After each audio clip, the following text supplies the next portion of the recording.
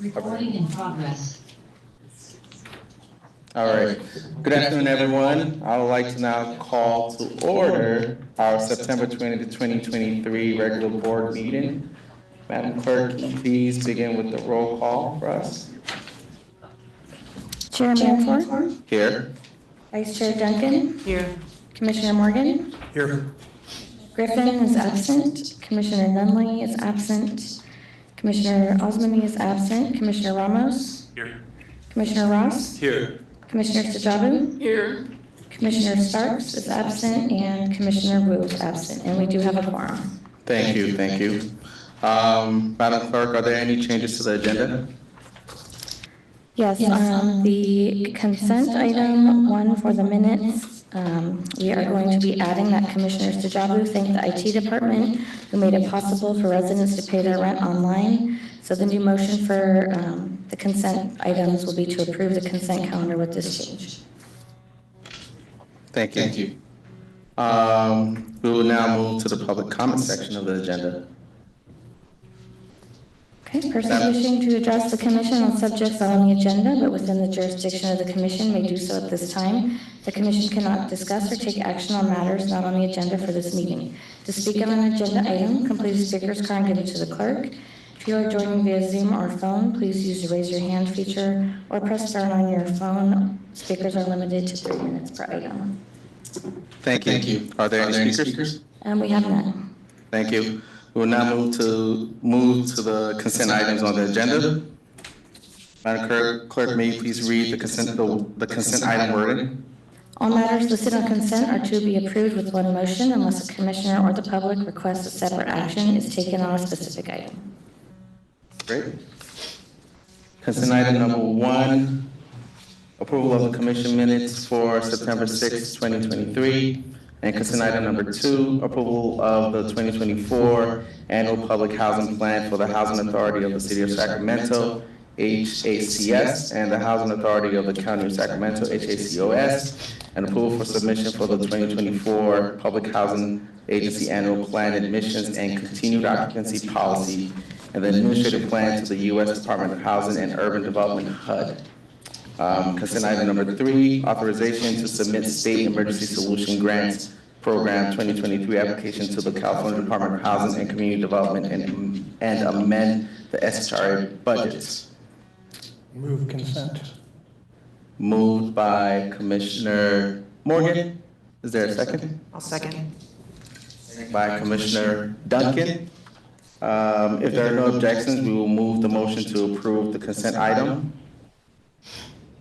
Hearing that there are no objections, the motion moves unanimously. We will now move to the public hearing items. Madam Clerk, please read the description for the public hearing item. Item 4, authorization for submission of an application to the United States Department of Housing and Urban Development for the disposition of 1.24 acres of vacant land located at 1000 Rio Lane. Thank you. There will be a presentation from the staff.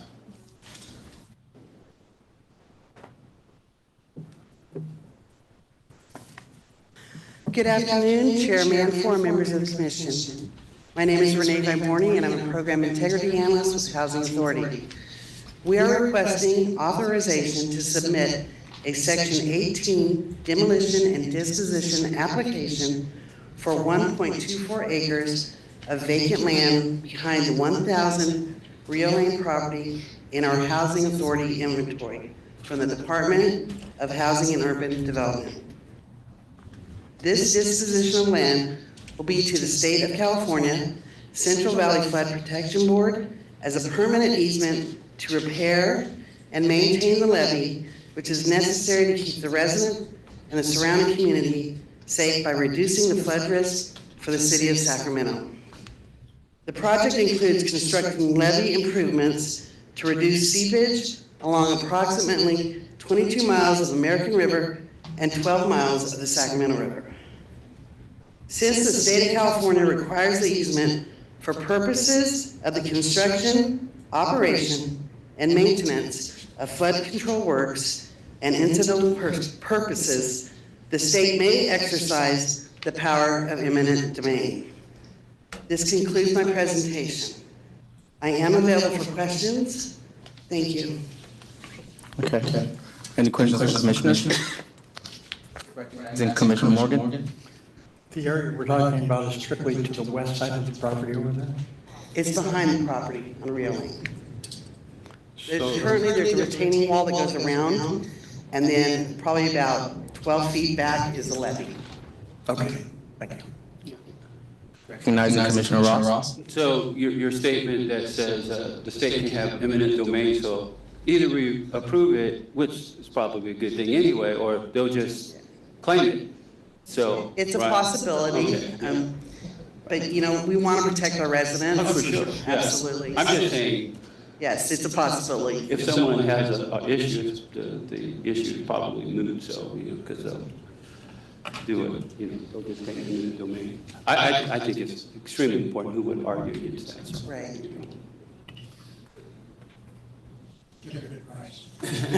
I'll make a motion.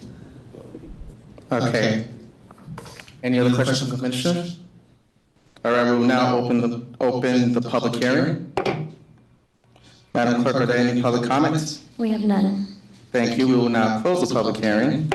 And fellow commissioners, is there a motion to adopt resolution SHRC 2023-17? I move. Second. Moved by Commissioner Ross, second by Commissioner Duncan. If there are no objections, we move to pass the motion to adopt the resolution. Hearing no objections, the motion passes unanimously.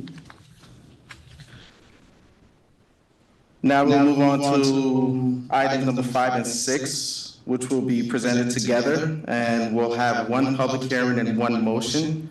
Madam Clerk, please read the titles for items number 5 and 6. All right, item 5, City of Sacramento report.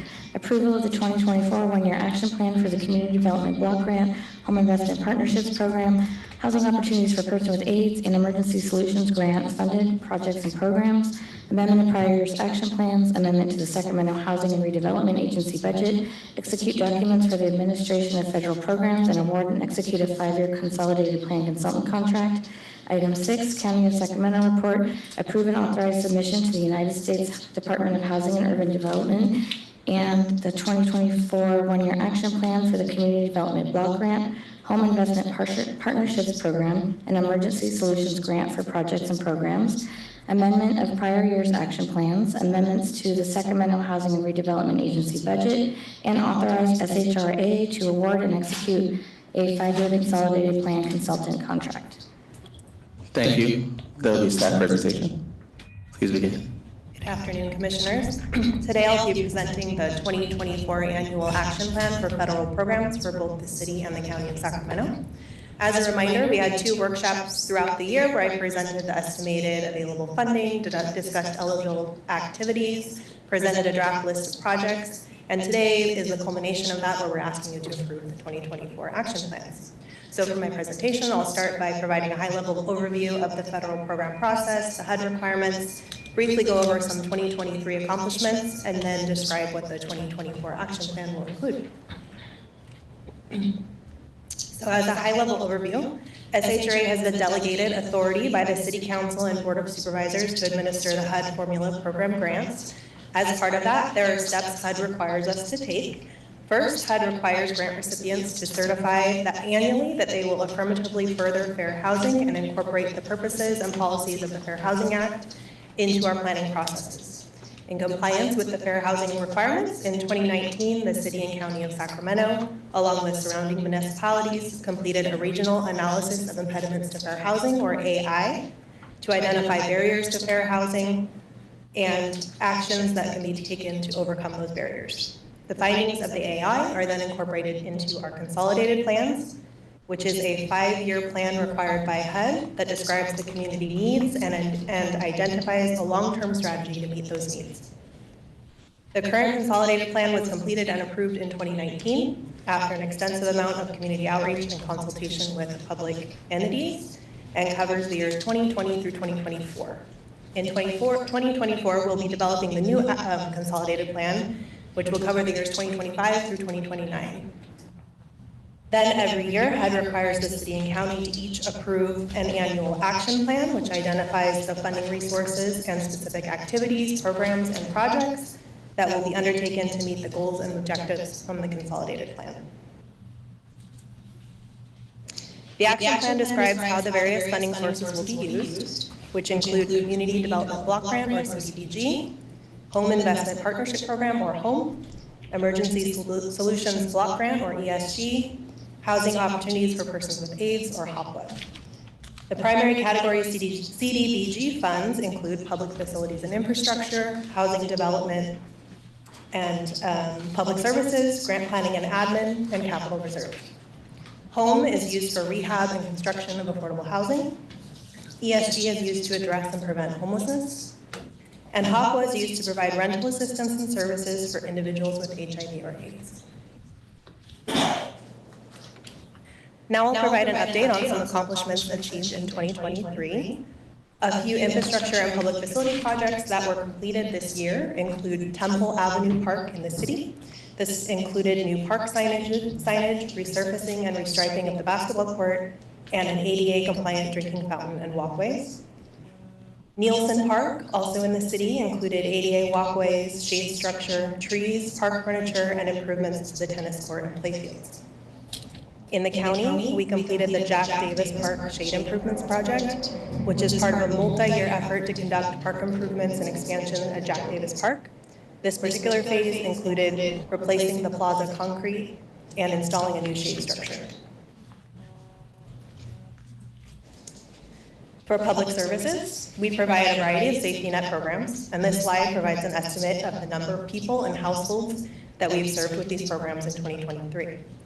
The programs include meals to seniors through the Meals on Wheels program, homeless and housing assistance through our rapid rehousing activities, our home repair programs, and providing operational funding for shelters.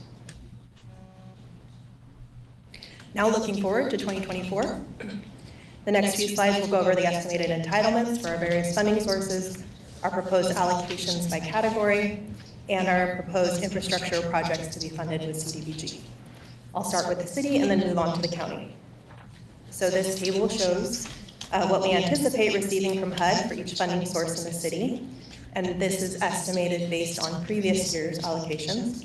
Overall, we anticipate receiving about $90.7 million from programs in the city.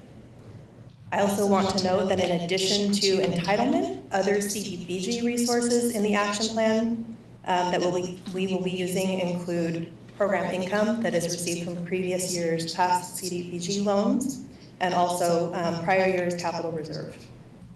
So the total amount available for CDBG funding, including all of those resources, is about $5.6 million. This table shows an overview of the proposed 2024 allocations by category for CDBG. The categories include infrastructure and public facilities, housing development and home ownership, which is allocated to multifamily rehab and home repairs, public services, which is used for Meals on Wheels and homeless activities, grant planning and admin, which is used for staffing, the planning effort for the consolidated plan and fair housing, the HUD loan repayment, which is repayment of a Section 108 loan for the Marisol Village, and we always include capital reserve in case any projects go over budget.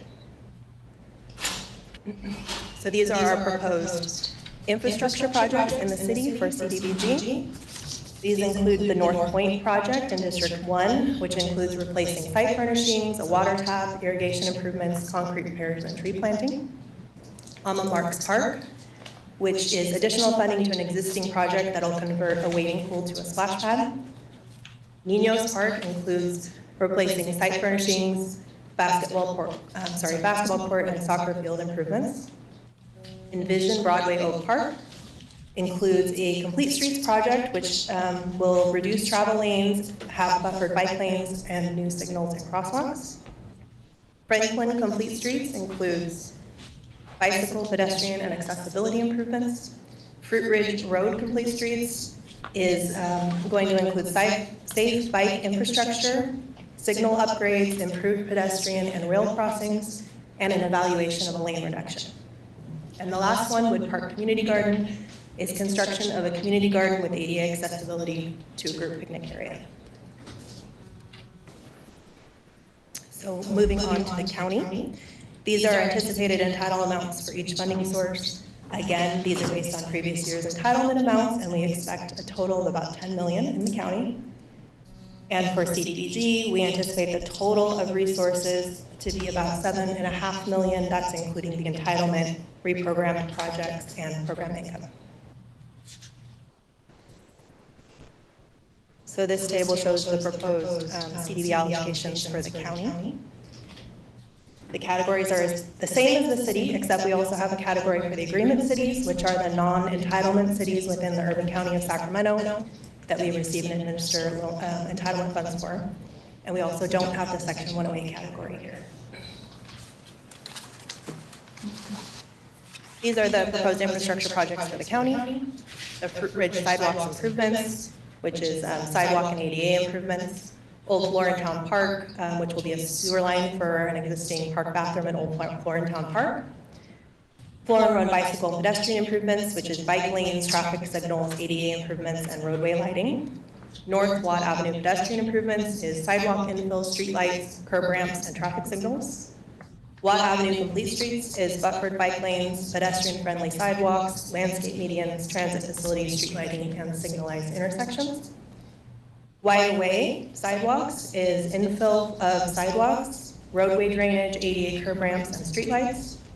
Elkhorn Boulevard complete streets is ADA improvements, bikeway, green striping, bus turnouts, and an ADA accessible bus stop. Rosemont streetlights is design and construction of streetlights in the Rosemont area. And finally, Walnut Grove ADA restroom. So this will be additional funds to help complete the installation of an ADA restroom in Walnut Grove. In addition to the infrastructure projects, the other main categories we fund in the action plan are housing and public services. And for those programs, we propose to continue funding our ongoing programs. For CDBG, these include Meals on Wheels, homeless shelter activities, home repair programs, affordable housing rehab, and fair housing activities. For ESG, we fund rapid rehousing and shelters. For home, we fund new construction and rehab of multifamily housing. And for HOPWA, we fund housing assistance and operations, case management, and multifamily housing acquisition and construction. So this concludes my presentation. We're asking you to approve the 2024 action plans for the city and the county, and I'm available to answer any questions. Thank you. I'll now open the floor for commissioners who have questions, and recognizing Commissioner Ross. Yeah, how you doing? My light's on, okay. I didn't turn it off, but I do have some questions.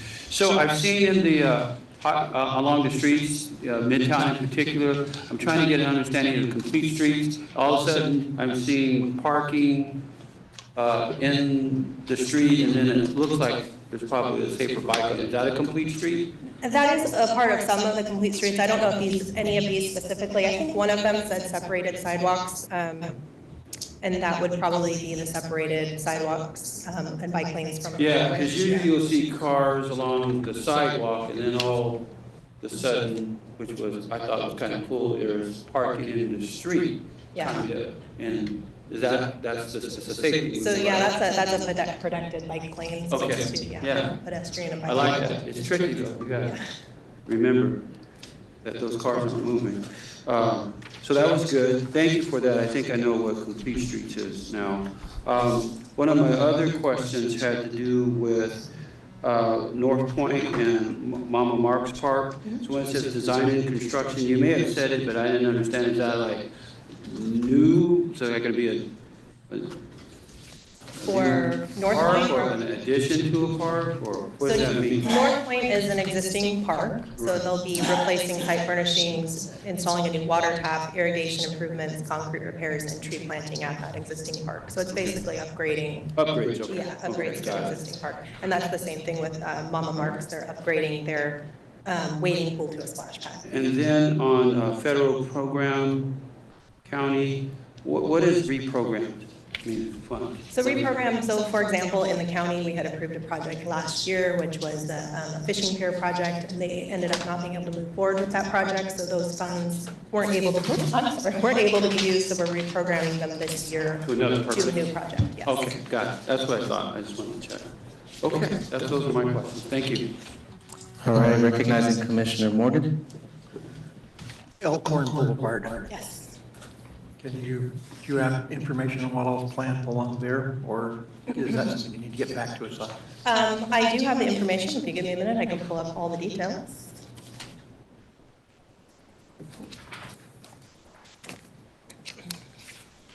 Like the ADA bus cut out? Yeah, so Elkhorn Boulevard, we have, let's see if I have a map. So they submitted a project request to me, but they did not include a map on it, so I can't tell you exactly where those will be, but we can get back to you with that information. Okay, it doesn't tell you cross street. So it'll be, Drive through or what? sorry, looking for the Elkhorn Boulevard one. I can get back to you with the cross streets if that's okay.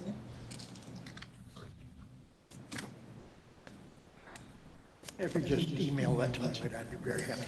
Okay, yeah, I could do that. Actually, I may have it right here.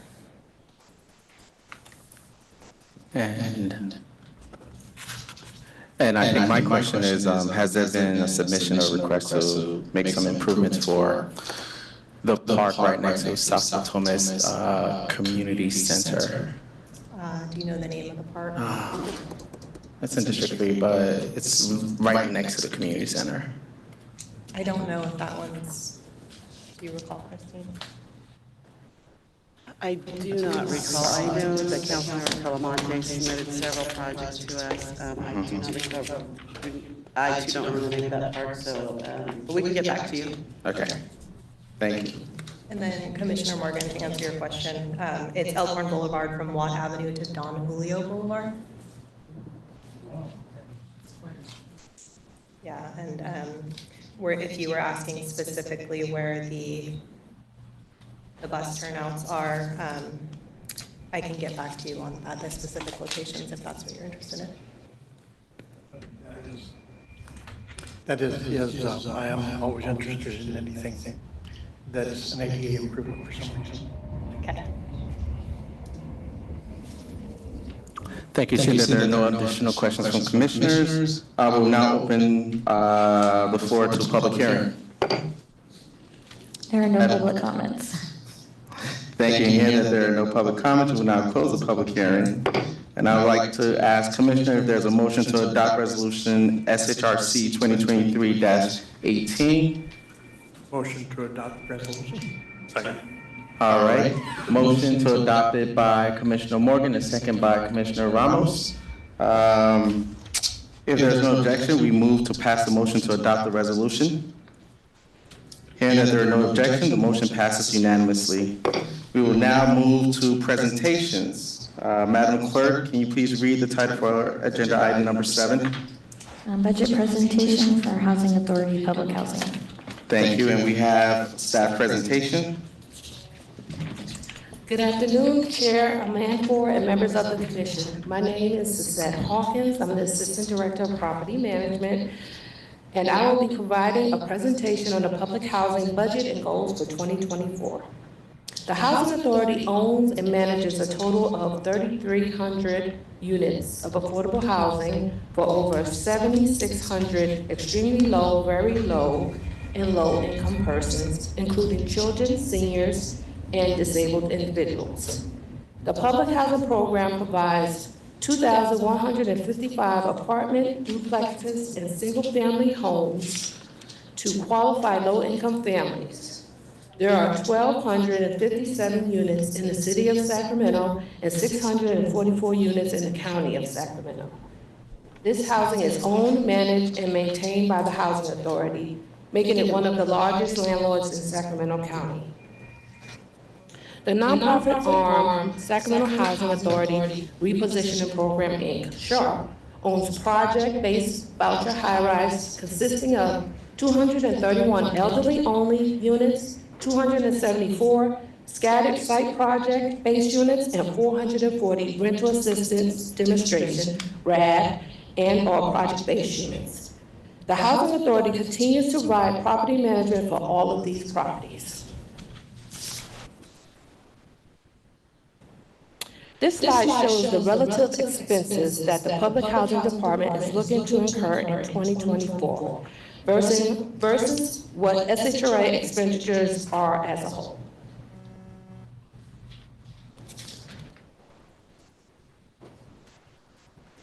The Public Housing Department consists of property management, maintenance, resident services, and asset repositioning, RAD.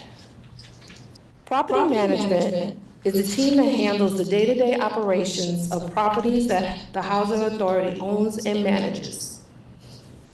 There are two portfolios in the property management team, each managed by a portfolio manager, and those portfolios are broken up into 5 regions each.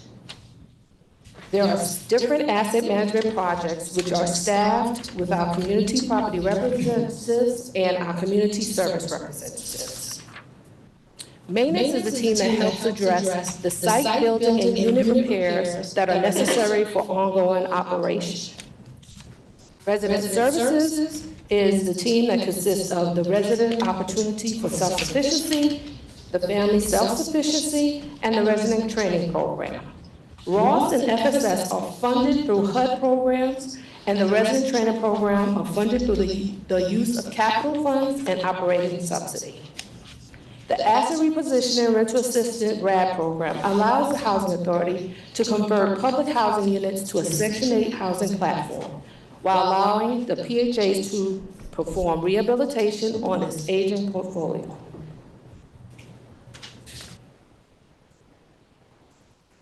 There are multiple funding streams for public housing.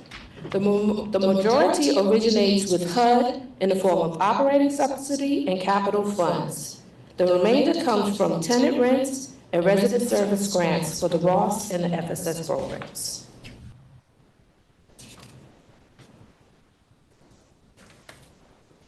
The rent for the public housing units come from a combination of 30% of the resident income and HUD operating subsidy. The operating subsidy is a HUD supplement to the tenant rents, which allows for the rents to be affordable while also providing revenue to manage and maintain properties. It is also important to note that the funding provided is often not enough funding needed to operate these properties. Capital Fund is a grant that provides funds annually to public housing agencies for the development, financing, and modernization of public housing developments and for management improvements. The amount of deferred needs always outweighs the amount of capital funds provided. This underfunding is what led to the creation of recapitalization and repositioning programs like the Section 18 disposition process or the RAD program. The increases in the capital funds over the last years are what allowed the RAD's concept to pencil out. In previous years, there would have been operating shortfalls if the Housing Authority had not pursued the RAD transactions for its properties.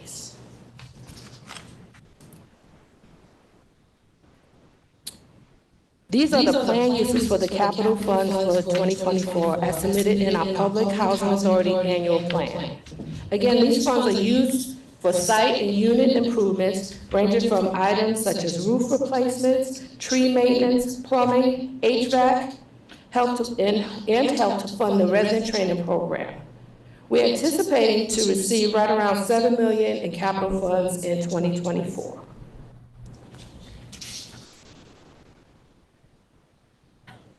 The Resident Service Program is funded through grants that are generally awarded on an annual and multi-year basis. The grant funds help to support staffing for these programs and an opportunity for residents to work towards goals and receive available resources. These programs are designed to connect participant families with supportive services, empowerment activities, financial literacy, training opportunities, in connection with local employers and job placement organizations, with the ultimate goal of residents to become more self-sufficient. To date, we have 36 city FSS participants, 23 county FSS participants, 122 city Ross participants, and all these participants have received home ownership, credit, financial literacy workshops in partnership with Chase Bank, F&M Bank, and Golden One Credit Union. They also received a nutrition education classes with the Sacramento State University dietetic interns. We also partnered with the Sacramento Food Bank and Family Service for a diaper distribution program.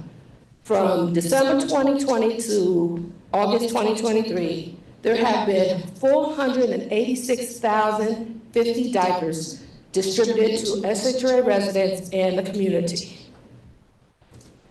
Late 2022, we also had Operation Goggle that served holiday meals to Aldergrove and Marina Vista residents, a toy drive giveaway at Marina Vista and Aldergrove where 129 households and 457 children received holiday gifts.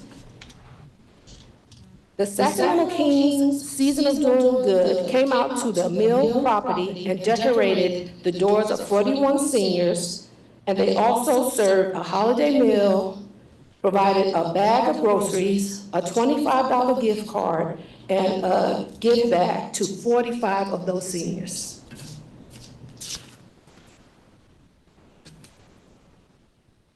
The resident training program is a component of the resident services branch of the department. This program is funded through public housing capital funds and operating funds. The program provides education and training in the areas of clerical, janitorial, and paint. Currently, there are 4 trainees enrolled in the program.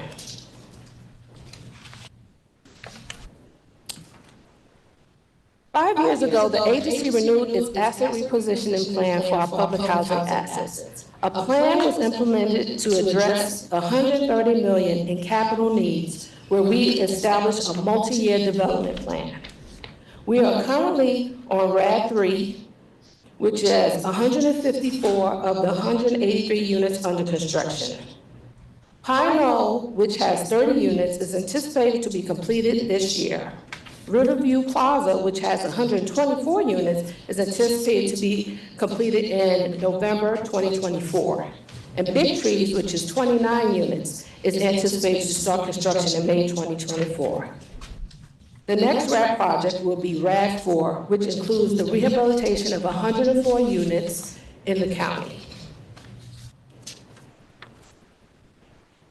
Here's one of those 3 properties I just mentioned that's currently undergoing construction. This is Pine Knoll. It is 31 bedroom units located in East Sacramento. As you can see, the original finishes in the unit, which were from the late 70s. Some of the issues that will be addressed are dry rot, exterior walkway replacement, deteriorating roofs, ADA, accessible path of travel, community room accessibility, conversion of 3 existing units to an ADA accessibility units, new stoves and refrigerators, new bathrooms, kitchen finishes, including cabinets, countertops, luxury vinyl plank flooring where needed. Had we not utilized RAD for this property, this would not have been affordable. The construction cost for 30 units at this property is anticipated to be $4.2 million. That would have represented over half of our capital funding.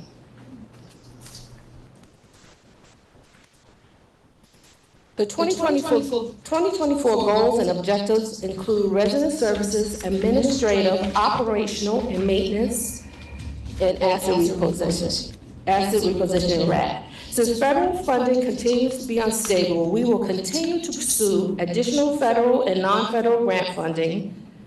These grants will allow us to expand services and resources to our residents, providing greater literacy, job opportunities, and support for our elderly and family households. Similarly, Resources garnered through RAD conversion and tax credits could allow us to supplement cuts in public housing subsidy and retain deep levels of affordability to our very low and low-income residents. We continue to pursue measures to increase efficiencies in our management operations through increased trainings, technological advancements in our operations, and standardizing our operation procedures across the board. This will afford us the opportunity to maintain a successful property management team. Before I end my presentation, I would like to thank and acknowledge some of the property management team for their continued hard work day in and day out. They are truly phenomenal, and we would not be able to accomplish all of this work without them. First, I have here my counterpart, Cheyenne Caraway, who's over the Region Portfolio 1. And then we have our two portfolio managers, Diana Pop and Kristen Gore.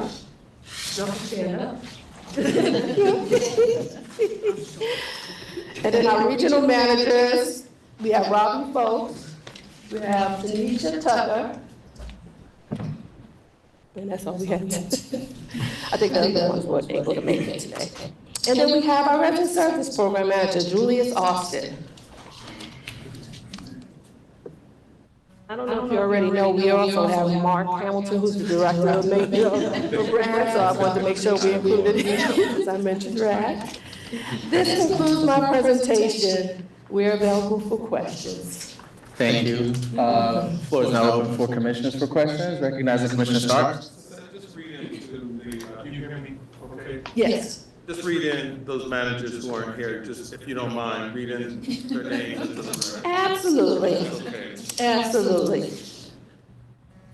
Jolanda Williams and Maria Velasquez. All right, recognizing Commissioner Ross. Hey, very good. Thank you for the presentation. So, I like it. See, there's an acronym with my last name. I thought that was cool. But I do want to just check out, because the clothing store, they haven't sent me a check, no, anyway, it's just a joke.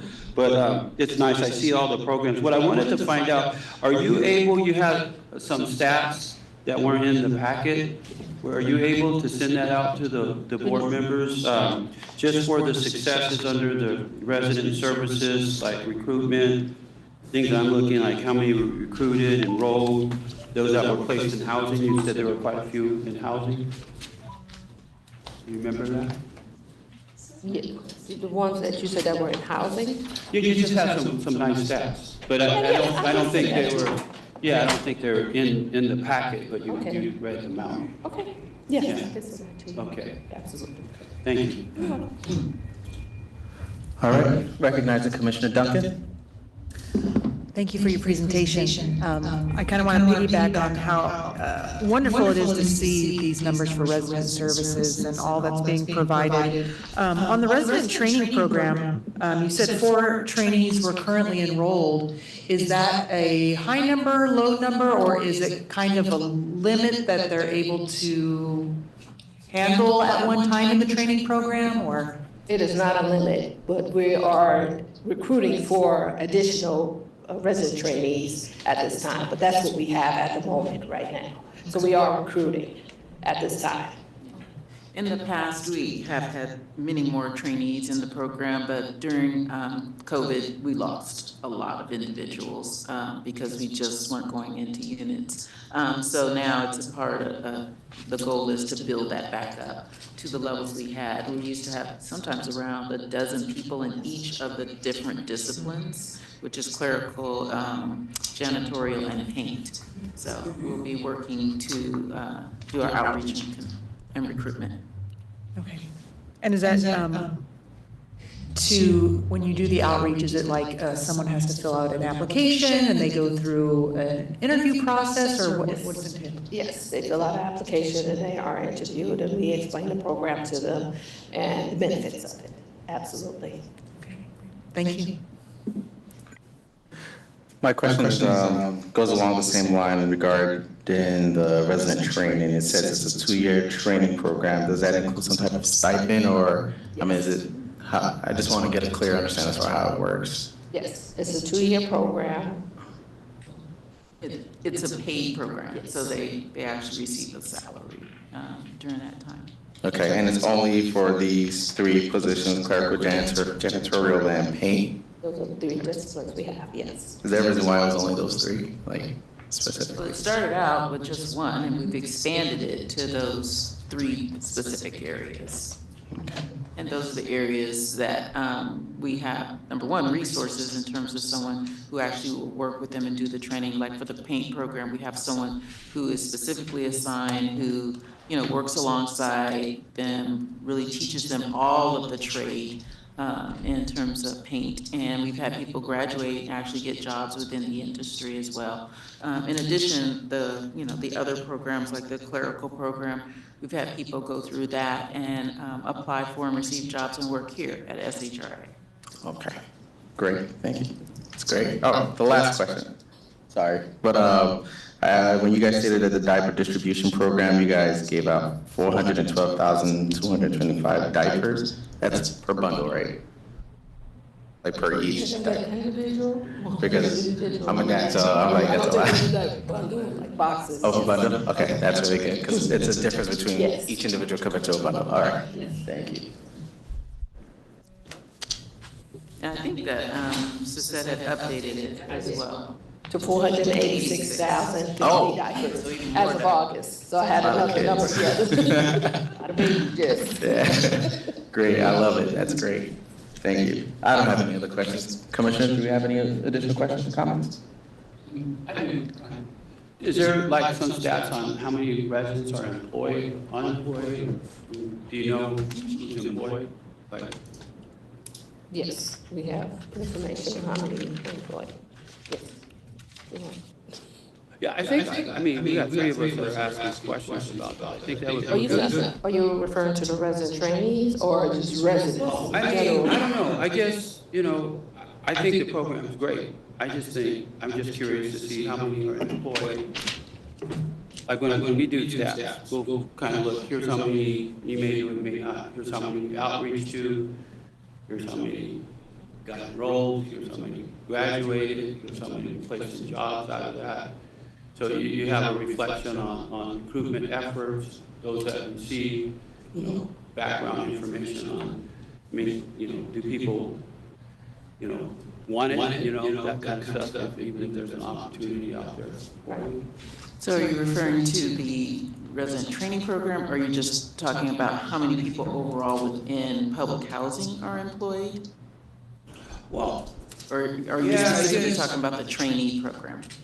well, I guess it would be, for me, but it doesn't matter, it would be interesting to see like overall, like how many residents in public housing are employed or unemployed.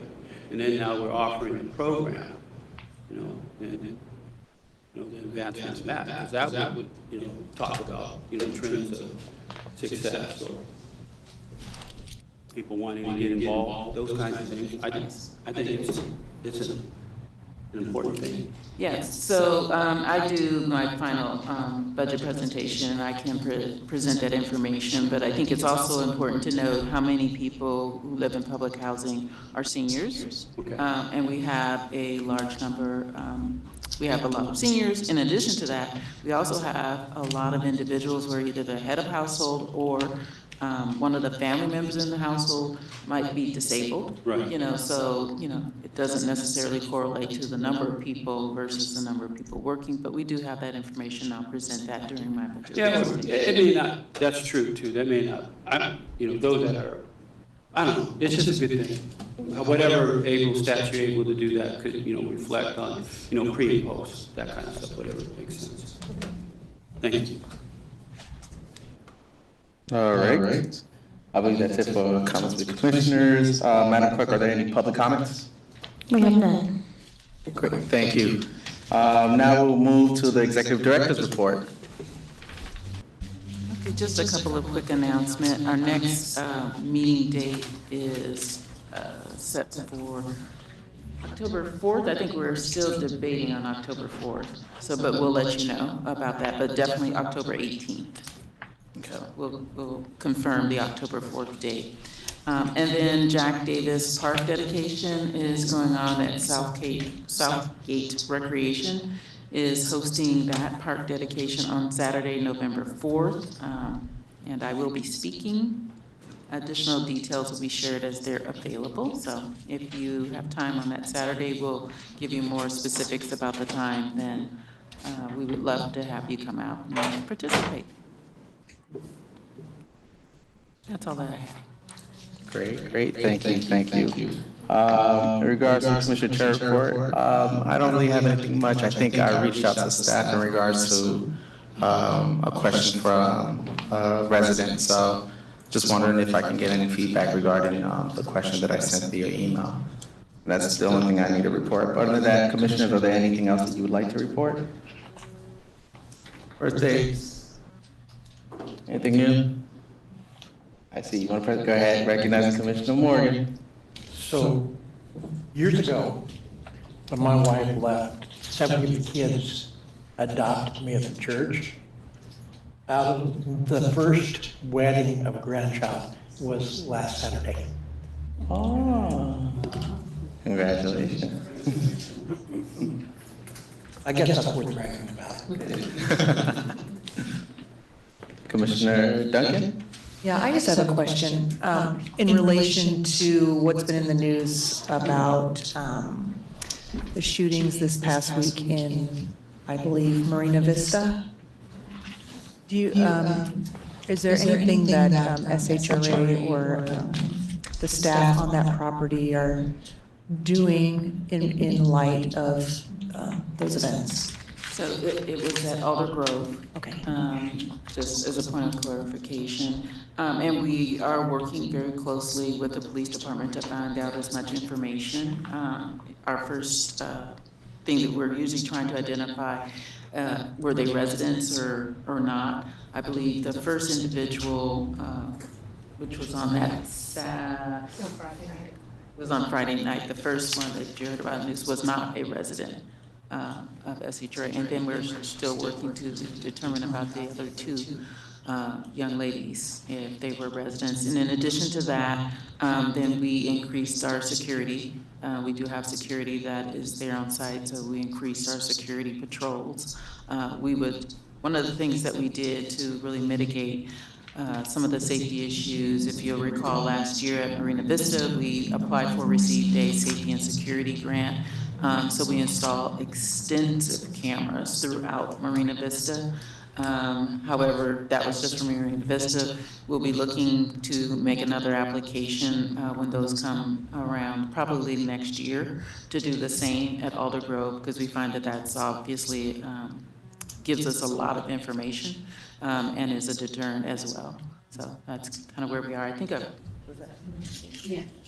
Did you happen to see with the cameras at Marina Vista, pre-post, was there like a big Oh, yeah. reduction? Oh, absolutely.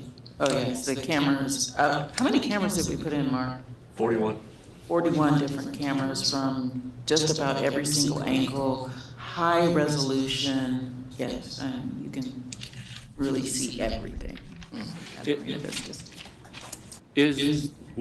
I guess there would be grants. I don't know. I'm just thinking like that. I hope you get the grant. I was just curious, is there a way to, like when we start seeing some of these, or are there any other kinds of emergency funds that you make an appeal to, like the county? Because that could, bring, solid reputation. Well, it could bring like solid reputation, or continued solid reputation for the good work. Or, of course, when those things happen, people say, well, happened to this property or that one. So I don't know. I just think that camera, if the results were what they were, then maybe, like police officers that have cameras, then maybe we can just push for an initiative that all our residential facilities have these cameras. Is there a way to push for that? Or? Well, that's really about making that application to HUD for safety and security, is specifically for those types of things. In the past, we have not been eligible because our crime rates were so low. Our crime stats really were not that high. And that's what they use to determine who has priority for those types of grants. Mark, maybe you can give us at least an overview of how much those cameras, the installation on them? I can't recall off Yeah. the top of my head. Probably a lot. Yeah, they were, sorry, I'll come up here. So we were awarded a grant for $250,000, and that barely covered a third of the cost for the cameras at Marina Vista. A lot of that cost is kind of tied into how large both Alder Grove and Marina Vista are. Respectively, they're about 30 acres apiece. So figuring out like where you can mount all those cameras, how you run all of the fiber optic cable, where do you establish a server, all of that kind of goes into that. So even with that grant, we still had to find other funds to kind of match up and get that total cost. And this was just phase one of the security plan that we had planned out for Marina Vista. So there was cameras, and then we were looking at like gates and auto gates and guard kiosk. But all of that costs money, unfortunately. We have looked at a total implementation plan for Marina Vista, about $1.1 million to cover everything that we were looking to do. Alder Grove would be substantially more expensive because of the way that Alder Grove is set up and the tree canopy that it has kind of, provides like some additional barriers that we would have to kind of work through. So I think all in all, if we wanted to roll out a comprehensive security plan, it'd be close to $2 million across both properties. Hold on 1 second. Commissioner Duncan still had some questions to follow up with that. Oh, I'm sorry. So, thank you for that information. In addition to just the security thing, are there any what is being provided to the residents there at Alder Grove who are being impacted by what's happening on the property in these instances, whether it be counseling or anything that they might need to feel safe and whole? I'll kind of get started, and maybe you can fill this in, Seth. I mean, one of the things that we really rely on is the residents to, really work with us and communicate what's going on in the community. And then sometimes, in all honesty, a lot of residents are fearful to really step forward and to speak up and to say if anything that they saw, because these two incidents, well, one of them was in the afternoon, middle of the afternoon. So that is always one of the things that we're always working. It's a challenge. But in terms of, counseling or anything like that, we have in the past, when residents have reached out to us, made sure that we were making services available to them. But Yes, and we have, we add additional staff in the office to make sure that if anybody needed to come in and they needed to provide some information, and if they needed to let us know if they wanted to transfer or some other additional information from the detectives that came in, and if we can provide counseling to them. So we did talk to some of the residents that came in, but like Michelle said, a lot of them did not come in to, relay any information to us or let us know if they need additional assistance. Seeing that we're having a lot of questions with this, should we agendize this for our next meeting or? if that is the pleasure of the board, but yes, we are getting more questions. Yeah. Yeah. So would the board like to agendize this for the next meeting? Yes, please. How do we, can we make that as a motion or, okay. Yeah, sure, go ahead and make a motion. We would like to make a motion to agendize the, what do we call it, the title? Safety and security. Safety and security. Security. I move. Moved by Commissioner Duncan. Second by Commissioner Gale. So we'll agendize this for our next upcoming meeting. Before we approve it, do you have an opportunity for comment on that? Or a motion? I think so. Rules before. Okay. Yeah. So, sorry, I had thought I had heard a motion, but if not, then, yeah, the motion should be made. Well, there's been a motion, but you can also, you can Oh, you comment on the want- motion yeah. before you vote on the motion. Sure. That's correct.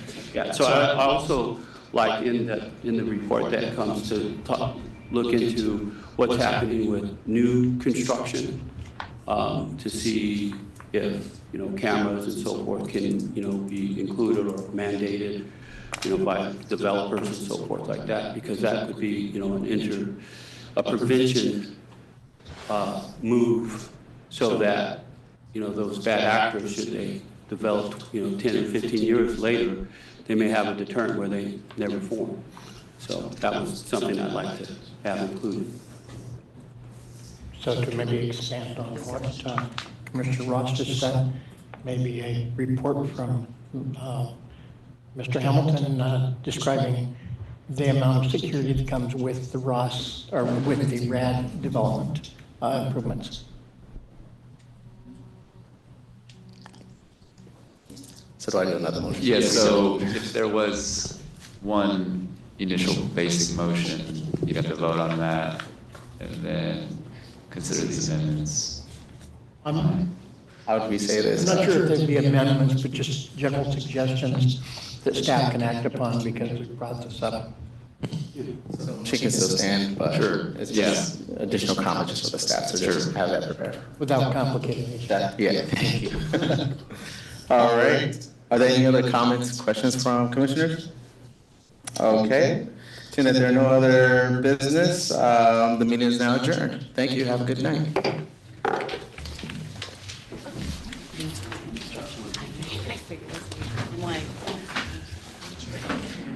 Good job, Mr. Renee.